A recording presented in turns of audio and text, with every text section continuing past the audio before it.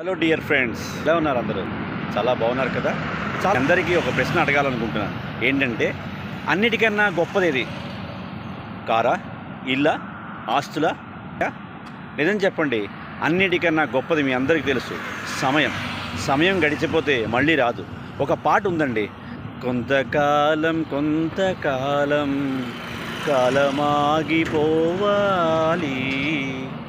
ఈ పాట వింటుంటే అనిపిస్తుంటుంది, నిజంగానే కదా, కొంతకాలం మనకి కాలం బాగుందనిపిస్తుంది. కాలం ఎవరి కోసం ఆగదు, ఎప్పుడు ఆగదు. భవిష్యత్తు నిర్ణయించేది కాలమే కదా, అందుకే ఆగదేమో మరి. అందుకే కాలాన్ని మీరు ప్రశ్నించడం కన్నా కాలాన్ని గమనిస్తూ మనం ప్రయాణించడం చాలా అవసరం. అవును కదా. ఒక ఇంట్లో తండ్రి కొడుకు, ఆయన పనుల్లో బిజీగా ఉంటాడు.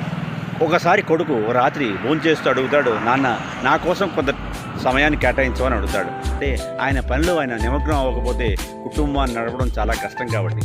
కానీ పెద్దవాడు అవుతాడు, కొడుకు కూడా ఉద్యోగంలో సెటిల్ అవుతాడు.